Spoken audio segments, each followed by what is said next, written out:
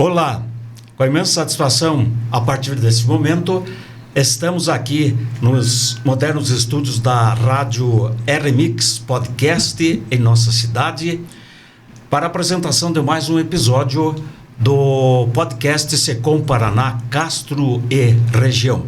E hoje estamos aqui com imensa alegria recebendo a Luciana Yankee, da Yankee Frutas e Verduras, e comigo também a colaboradora Júlia Cristina. Júlia, boa tarde para você. Boa tarde. Tudo bem? Tudo em ordem. Luciana, nossos agradecimentos pela sua presença, e hoje vamos falar sobre a bonita história da Yankee Frutas e Verduras, que você participou aí com a família Yankee. Como que foi, Luciana, assim, o início da Yankee Frutas e Verduras? Então, boa tarde para vocês. Obrigada pelo convite. Eu fico imensamente feliz de poder participar mais uma vez, contar um pouquinho da história da empresa, contar um pouquinho de histórias, né, a respeito da vida de todos nós aqui castrenses, né, que nascemos aqui em Castro e que a gente gosta tanto dessa cidade. Então, para mim é uma satisfação realmente poder participar aqui do podcast. Fico muito feliz mesmo pelo convite. E no início, Luciana, vamos dar um alô pro Luiz César. Sim, na verdade... Meu amigo especial, gosta de uns lero-lero, um abraço para você. Verdade. Até se não fosse tão tímido, deveria estar aqui, né? Mas o pai é muito tímido, então não podemos contar. Então eu faço as vezes dele, mas amigos de infância, né, seu Eurico? Uhum. Exatamente. Bons tempos. E você, quem iniciou? O Luiz, que iniciou... com a família, e qual foi a sua participação? Então, na verdade, assim, esse ano, agora em junho, especificamente dia 28 de junho, vai se fazer 28 anos que foi aberto o CNPJ, que se chama Luiz César Yankee e Companhia Limitada. Então, o fundador mesmo da empresa é meu pai, né, Luiz César Yankee. A empresa foi fundada, na verdade, meu pai ele vinha já de uma carreira de indústria, né? Ele era gerente de produção da época da Batavo, então veio já toda a vida dele já na parte de indústria. E ele se aposentou, justamente no começo de 96, saiu a aposentadoria dele, e na época acabou não sendo renovado o contrato, não é como hoje em dia, às vezes as pessoas continuam trabalhando, né? Ele acabou saindo da empresa, saiu da Batavo, que na época se chamava Cooperativa Central ainda, e ficou um tempo em casa, pensando no que fazer, pesquisando algumas coisas, e apareceu a oportunidade de comprar uma linha. Essa linha, o que fazia? Na verdade, buscavam as coisas lá do Ceasa e se vendia para mercados e para alguns mercados. Então, era única e exclusivamente focada no atacado. Não era focado em atender o varejo, não era focado em atender pequenos comércios ou restaurante, alguma coisa assim. Eram especificamente mercados maiores mesmo, onde eles terceirizavam a parte do hortifruti, né, de fazer esse transporte, a logística de comprar do Ceasa e trazer para cá e levar. Então, toda essa parte quem fazia era a empresa. Então, surgiu essa oportunidade de empreender nesse negócio. Nesse segmento. Então, o meu pai estudou bem as oportunidades, viu que era uma coisa que ele sempre gostou muito, sempre deixando bem claro, assim, que ele sempre gostou muito de verdura. Isso, né? Que show. É uma coisa que ele sempre gostou de plantação, né? Nós nem tínhamos, assim, um terreno muito grande, mas sempre em casa nós tivemos coisas plantadas, sempre.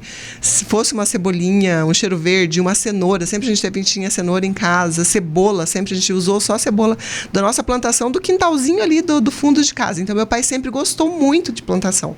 Então, já tinha, de certa forma, uma experiência com um ramo de alimentos, né? Porque ele já trabalhou numa indústria de alimentos e também já plantava, já tinha essa experiência de plantar.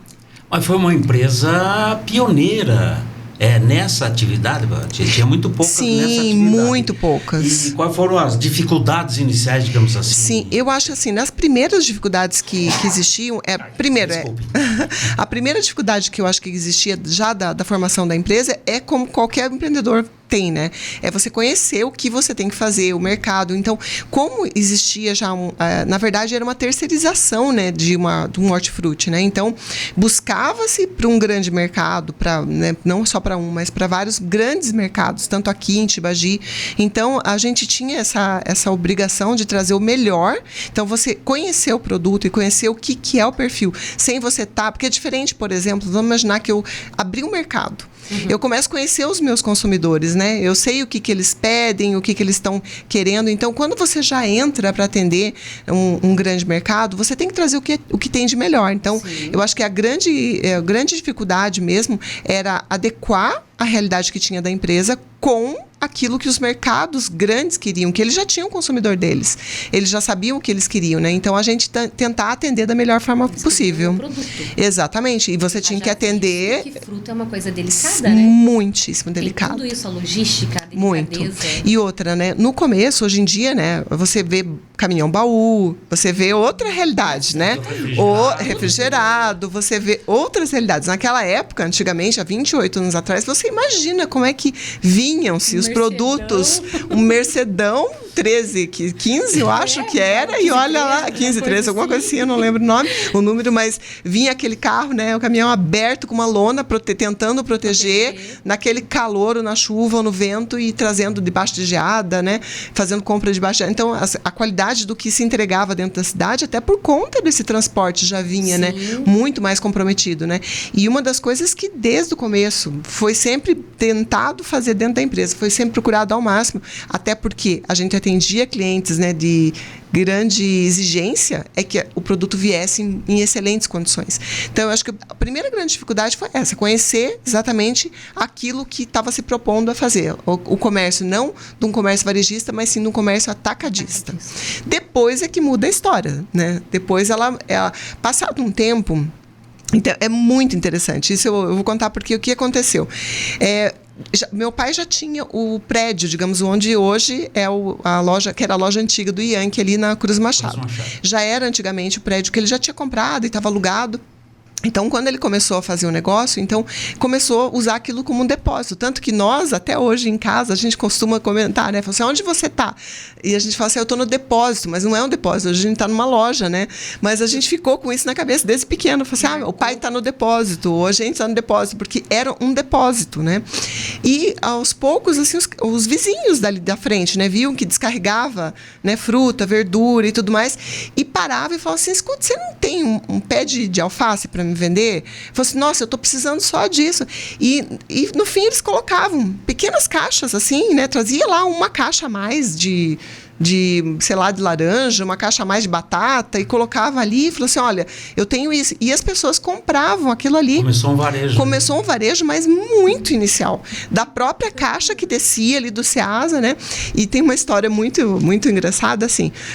A primeira melancia que foi trazido para vender. A primeira melancia.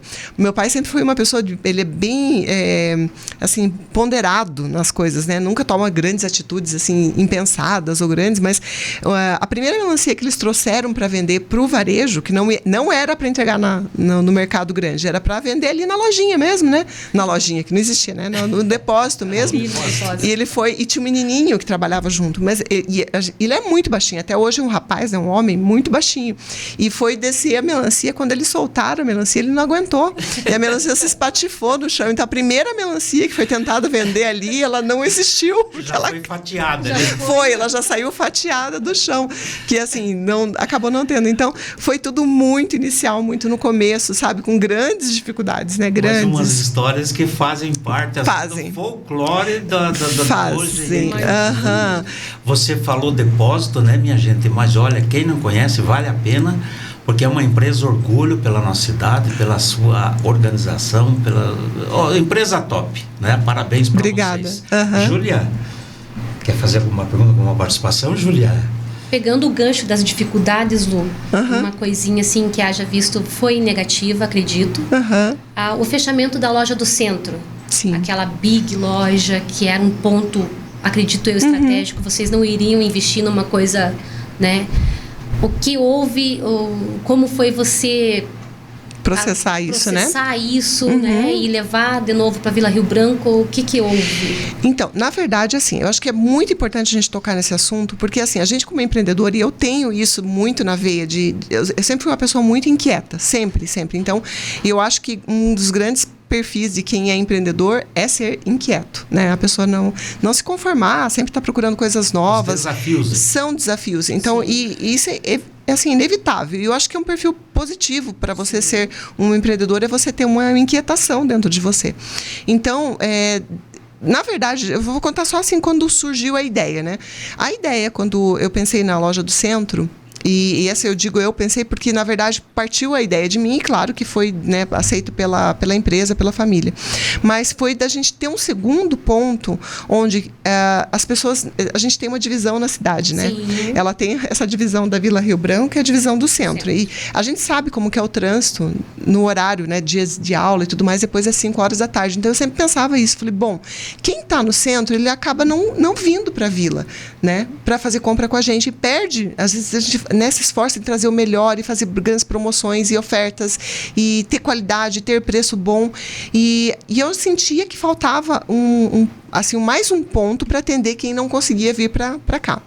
Então, surgiu essa ideia da gente abrir um novo ponto da loja mais próximo para o centro. E eu procurei vários lugares na época, né? E uma das questões que eu sempre colocava, falei, olha, a gente tem que ter um ponto com estacionamento, porque o centro é difícil, se você tiver que parar para estacionar, é difícil. Então, acabou casando a nossa necessidade com uma conversa que eu tive com o Robert, filho da falecida, né, dona Ismênia, e a gente acabou montando a loja do centro. Ele construiu para nós digamos, um prédio, de acordo com mais ou menos o que a gente precisava, e fomos ajustando. E foi um processo que levou mais ou menos em torno de uns 2 anos e meio, eu acho, da nossa primeira conversa até estabelecer a loja do centro. Então, não foi uma coisa muito rápida, né? Porque teve uma construção, teve toda uma conversa, um processo por trás. E, óbvio, quando você investe com a expectativa que as coisas deem certo. Sim, positivas. Ninguém imagina, você não abre negócio nenhum para não dar certo.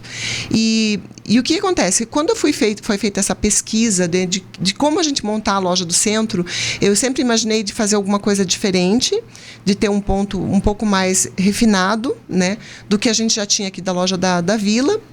E que atendesse um pouco melhor os clientes, assim. E atendesse no que eu quero dizer, não no sentido de educação, de cortesia, de um atendimento bom, mas atendesse mais de uma localização que a gente conseguisse distribuir melhor, digamos, os nossos serviços, né, dentro da cidade.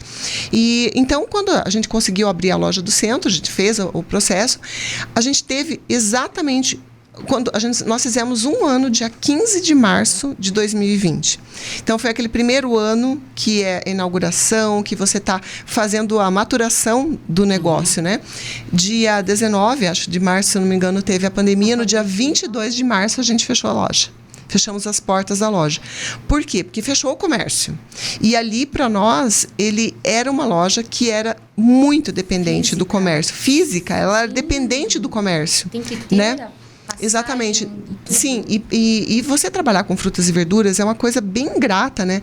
Porque eu digo, ao mesmo tempo que você tem estoque, se você não vendeu esse estoque de hoje para amanhã é lixo.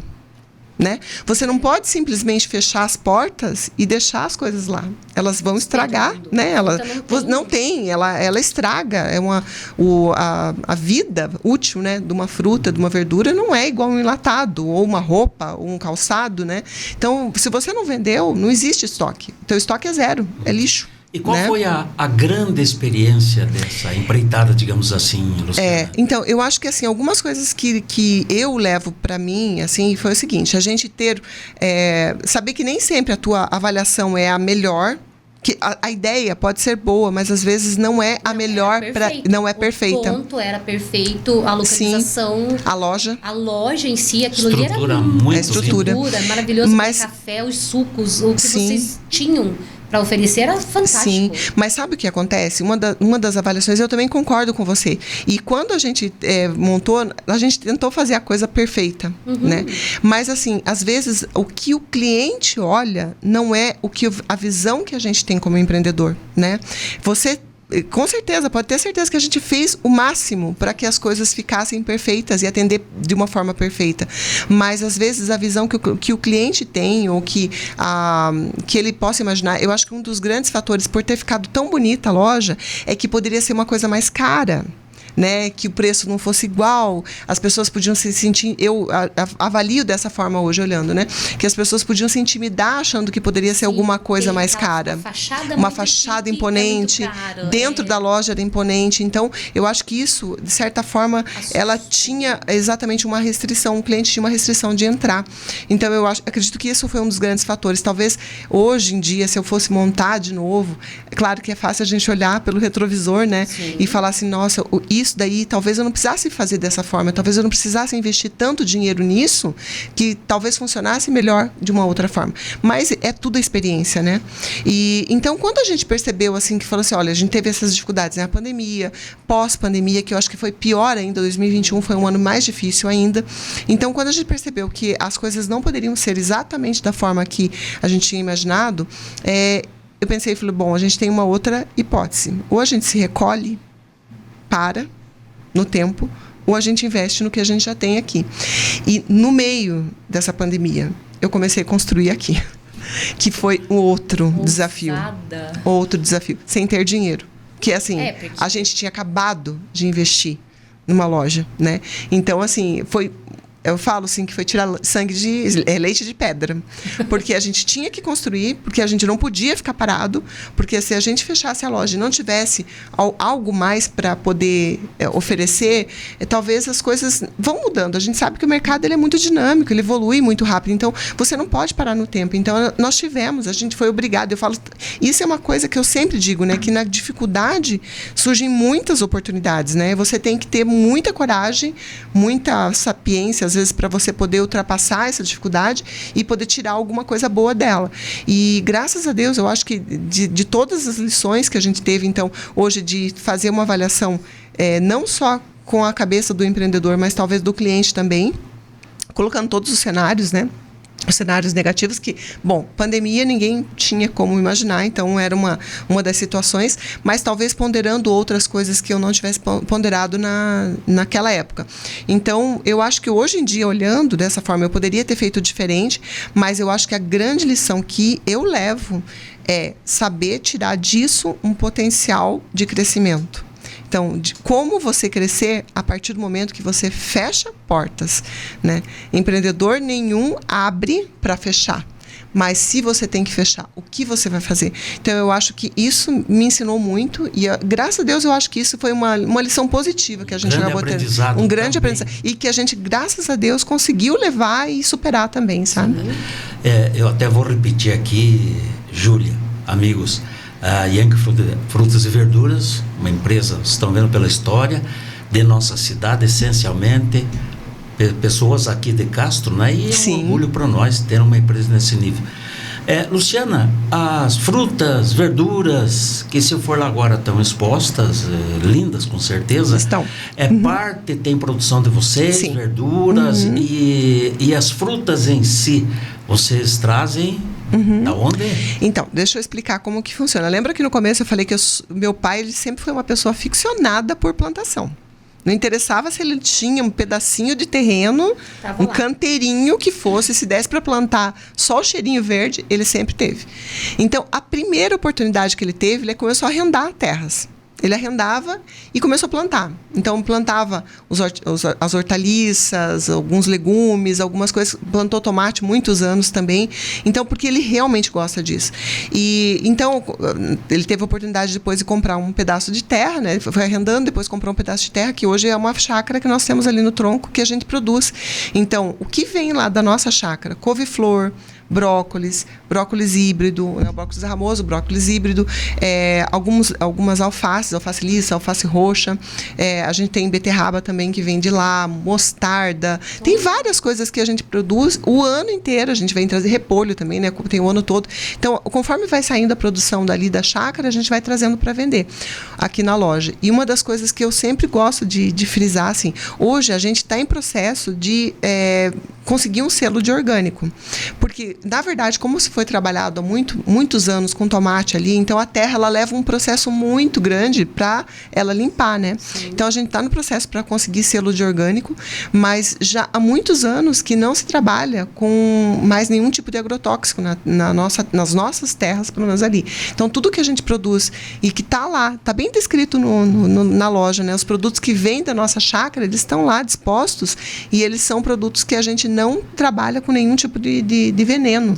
Olha sabe? Que importante, Luciana, porque sim. seria a minha próxima pergunta aqui quanto ao meio ambiente. Sim, que envolve isso, né? Exatamente. Só antes de falar do meio ambiente, eu vou falar um pouco sobre frutas, né?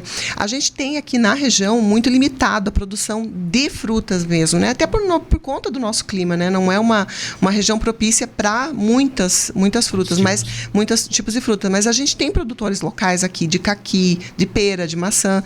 Então, tudo que é possível comprar aqui de produtor local, não só dessas outras, mas as próprias hortaliças também que a gente demanda, às vezes, muito mais do que tem na chácara. Então, a gente procura e compra daqui, de produtores locais. Valorizando o pessoal da nossa cidade. Sim. Sempre tentando valorizar ao máximo. Não interessa se são pequenos produtores ou, às vezes, são grandes também. A gente tem grandes produtores que também produzem frutas e verduras. A abóbora também, eu acho que eu vou falar também um pouco sobre a abóbora, que é um dos nossos carros-chefes ali. Mas a gente sempre procura comprar e vender para local, sabe? Porque é muito importante a gente também estar fomentando esse comércio da cidade também, né? Sobre as frutas. Então, eu não consigo muitas coisas trazer de fora, então, quer dizer, trazer internamente, eu tenho que trazer de fora, né? Então, elas vêm do Ceasa, tudo que não se produz e eu não consigo comprar aqui, vem do Ceasa toda segunda, quarta e sexta. Então, esse horário agora acabou de chegar o caminhão, né? Ele chega toda segunda, quarta e sexta, e as quintas-feiras vem do CEAGESP de São Paulo. Então, a gente tem, e fora isso, né, todos os dias tem os produtores locais, as coisas que vêm da nossa chácara. Então, eu digo assim, que a semana toda a gente tem produto fresco porque vem todos os dias de algum lugar daqui. Lugar tá chegando. Tá chegando. Ou tá chegando fresquinho do Ceasa, ou tá chegando também daqui da região, sabe? E sobre a questão, né, que o senhor me falou do meio ambiente, né? Dentro da nossa plantação ali da chácara, ele é quase, eu não digo que é uma agricultura familiar, porque a gente tem funcionários, né, dentro da plantação. Mas a gente sempre tenta fazer uma cultura mais sustentável. Então, não utilizando o agrotóxico, tentando utilizar, a gente tem irrigação da própria chácara. Como a gente tem granja também na chácara, então o próprio esterco da granja, né, a gente utiliza como adubo orgânico. Né? Então, a gente compra também esterco de carneiro. Tem vários meios orgânicos mesmo que a gente também usa para utilizar para a própria plantação, sabe? Então, eu considero, assim, que isso é o que eu falo. Eu não sou uma expert nessa parte, porque quem cuida dessa parte é meu pai. Não, mas, assim, a menina dos olhos dele é a chácara, tanto que hoje ele se dedica praticamente, acho que 90% do tempo dele mais para dentro da chácara mesmo, né? Para plantação e trazer as coisas para vender aqui para nós. Mas, dentro da nossa cultura mesmo, a gente tenta ser sustentável o máximo possível, sabe? E tanto na questão do que nós plantamos, do que a gente compra, né? Porque a partir do momento que a gente valoriza também, né, o produtor local, aquilo que ele está produzindo, a gente também consegue ter um controle melhor dos produtos, né? Sim. Uhum. Luciana, Júlia, ela ia falar das abóboras, né? Uhum. Então, tem diversas qualidades, né? A cabutiá, a menina brasileira. Tem aquela outra que usa até para assustar a turma. A moranga. A moranga. Pode nos falar. Parece-me que a menina brasileira, né, é excelente, né? Uma série de... As abóboras em si, sim, um excelente meio de alimentação. São. Além das abóboras, para quem faz regime, né, digamos assim, que está fazendo uma dieta, um controle de peso, elas são muito boas, né, para alimentação, são muitas vitaminas. Dentro do nosso negócio, elas representam não só mais um legume para venda, né? Isso é muito conhecido, que às vezes muitas pessoas não sabem, mas o produto que mais a gente vende é a abóbora. É a abóbora. Existe uma abóbora cabutiá. Exatamente, porque a gente vende daqui, sai muita coisa da produção local, praticamente aqui da cidade, da região, a gente vende muito para o Ceasa. Então nós temos uma venda direta, a gente tem um funcionário que vende direto para o Ceasa, que está lá para fazer as entregas. Então o nosso caminhão, caminhão, ele sai o dia... Acho que o senhor já foi, né, seu Eurico, ali pro fundo, né, da loja, né? Sim. A gente tem praticamente uma indústria de abóbora ali, né? Que eles vão polindo as abóboras, vão ensacando, e a gente vende pro Ceasa, o caminhão sai cheio de madrugada e ele volta cheio também. Luciana, e nessa linha, se vocês dão receita também, eu gostaria daquela receita da Júlia Abóbora com cal, aquela especial, né? Aquela lá é só... Você sabe que a minha memória afetiva de doce de abóbora é aquela da abóbora com cal. Aquela abóbora é a abóbora que a gente fala a pescoço, que é aquela abóbora grande, né? Aquela abóbora grande. Mas a minha avó sempre fez. Agora, é que ela tá muito velhinha, senão eu até ia pedir para ela fazer de volta. Ah, mas olha, a receita ela lembra. A receita ela lembra, com certeza. Júlia, alguma colocação? Quanto a isso, não. Não, tudo bem. Luciana, vocês, a gente sabe, e eu falo com de cadeira porque eu sou cliente da Yankee Frutas e Verduras. Vocês têm a lanchonete, mas também vocês são tipo de um mini mercado. Sim. Além do carro-chefe, que são as frutas, né? Como é que é esse enquadramento? Então, na verdade, sempre eu falo assim que o nosso carro-chefe é fruta e verdura. É isso, tanto que a empresa se chama Yankee Frutas e Verduras. Só que o que aconteceu? No meio do caminho, acontecia muito do cliente ir lá, sei lá, buscar a sua banana, porque ia fazer um bolo de banana, e daí naquele meio de tempo eu percebia que não tinha o fermento para fazer o bolo. Né? E muitas pessoas pediam, falavam assim, mas vocês podiam pôr... A gente começou, na verdade, com conserva, colocando algumas conservas, pimenta, alguma coisa mais colonial ali, né? Que a gente trazia, até trazer do próprio Ceasa mesmo.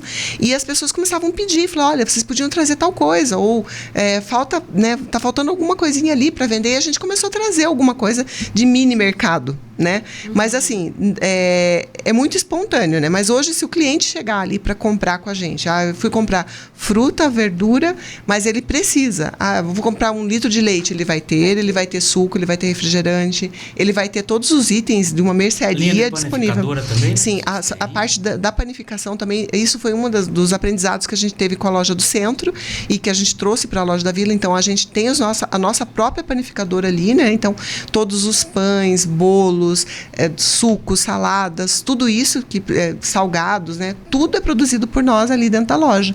E nós sabemos que é uma delícia. E assim, a gente sempre tem ali, tem a venda, né? Então, sai várias fornadas durante o dia de pãozinho quentinho, então... E quem já provou sabe, não é porque eu estou fazendo propaganda aqui, mas é um dos melhores pães da cidade. Tem que provar. O nosso pão francês é muito gostoso.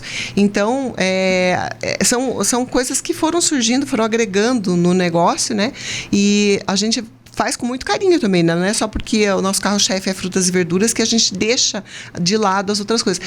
Por exemplo, uma área mesmo que a gente se destacou bastante é na parte do fitness, né? Porque tudo a ver comida saudável, então a gente percebia que muitas pessoas que iam lá, porque estavam numa dieta, fazendo uma reeducação alimentar, que iam buscar fruta, verdura para fazer essa reeducação, a gente procuravam sempre alguma coisa extra na parte de alimentação saudável. Então, a parte da linha fitness, que a gente acabou se especializando, trazendo produtos diferentes, veio por conta disso. A parte dos cereais a granel também, né?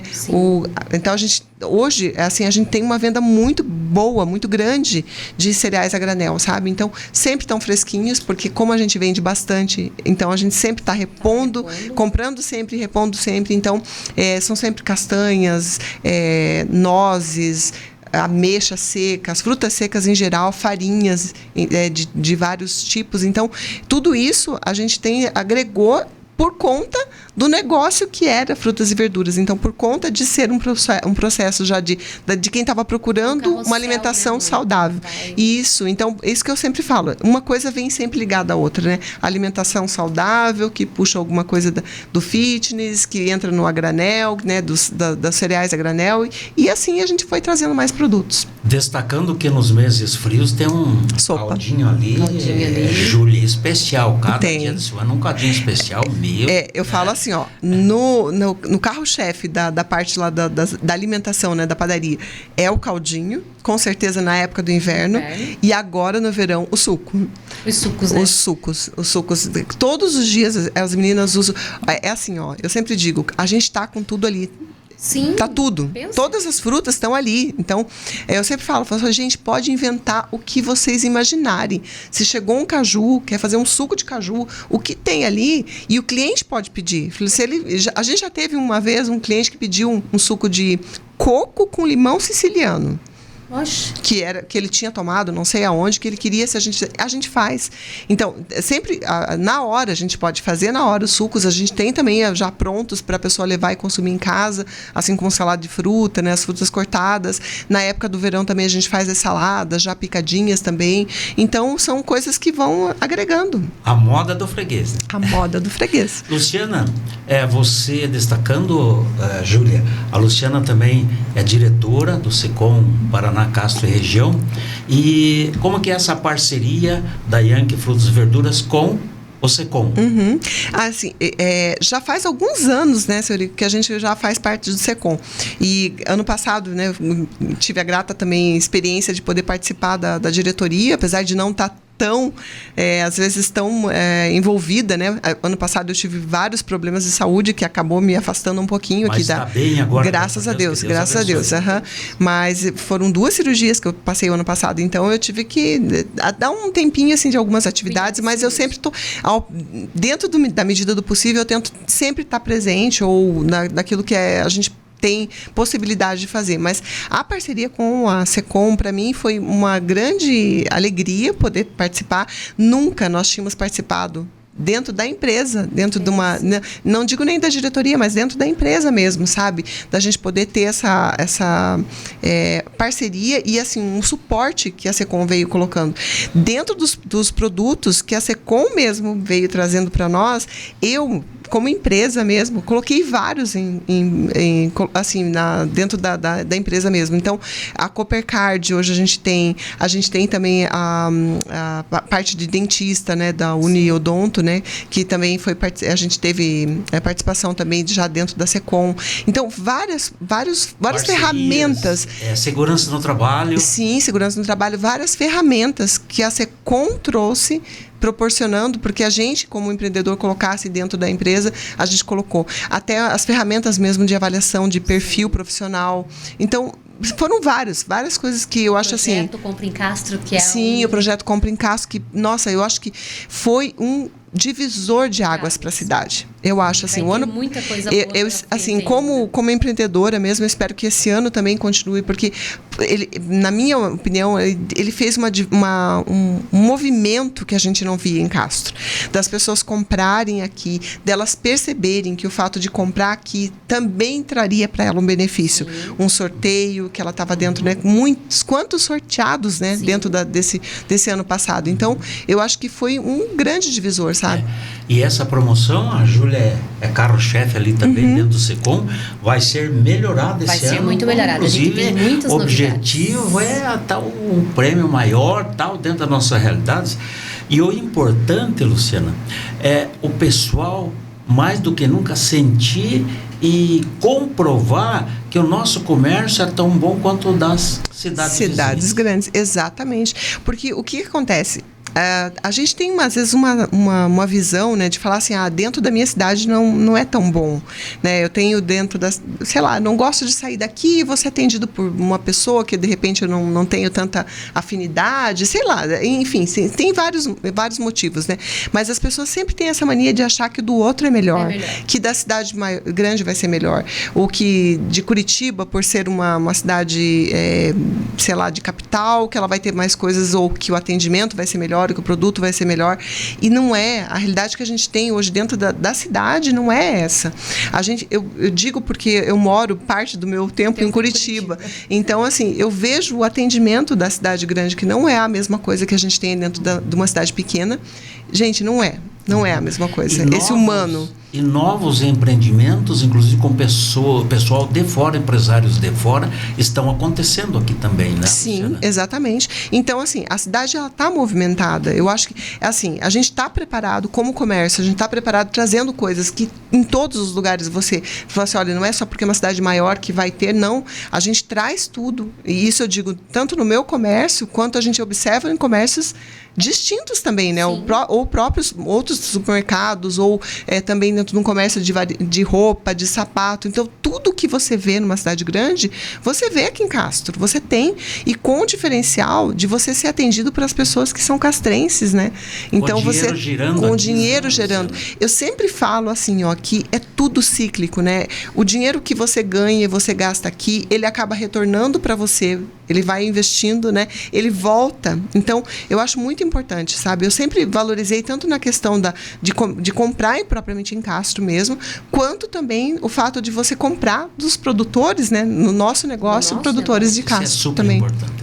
É verdade. Luciana, e as expectativas para este ano, né? Tanto, principalmente econômicas, a gente vive numa balança um tanto Exatamente. Assim, politicamente também, mas a parte da gente a gente tem que fazer. A sua expectativa para esse ano? Eu acho assim, sabe, a gente não pode criar muita esperança, independente de política, de não ter... Eu sempre sou muito partidária nesse sentido, de falar assim, olha, independente de quem esteja no poder, ou independente da situação política que a gente esteja passando, que seja mais difícil ou mais fácil, ou que não existe uma crise ou não exista, a gente tem que continuar investindo, a gente tem que continuar produzindo. Porque se a gente parar, pega-se o exemplo, né, que eu falei da loja ali, né, que não deu certo, você tem que fechar as portas, mas você não pode nunca deixar você parar, né? Você tem que continuar sempre produzindo. Então, as nossas perspectivas para esse ano, falar assim, olha, vai ser um ano difícil, a gente não tem como saber, né?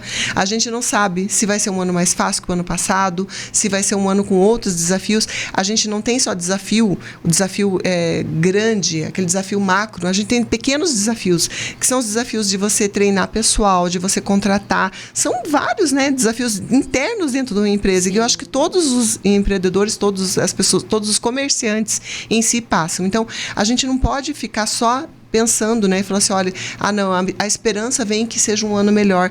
Não, a gente tem que fazer ele ser melhor, né? Então, de que forma, né? É trabalhando, é tirando todos os dias, saindo da cama, colocando a cara a bater, acertando, errando, mas aprendendo, né? E colocando isso para frente. Então, a minha expectativa é continuar trabalhando. É o Ian que vai continuar trabalhando, né?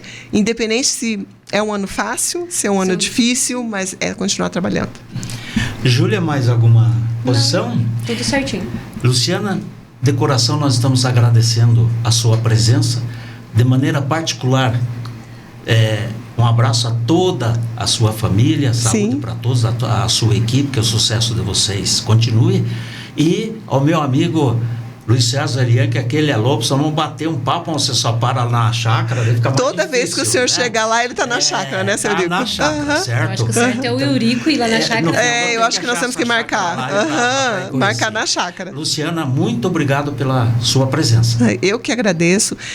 Eu fico realmente muito feliz, né, da gente poder conversar. Claro que tem muita coisa que a gente tem para aprender, né? Eu sempre ouço os podcasts porque são muito interessantes a gente ouvir a história de cada um, né? As dificuldades que a gente às vezes acha que são nossas só, mas a gente observa que todo mundo tem sempre uma dificuldade, né? Seja na vida pessoal, às vezes, um problema de saúde, uma coisa que aconteça, mas, enfim, eu fico muito feliz de ter participado, espero que o pessoal tenha gostado também e estou à disposição sempre que me chamarem. Vai ser o primeiro de muitos. Se Deus quiser. Até o próximo podcast Secom Paraná, Castro e região.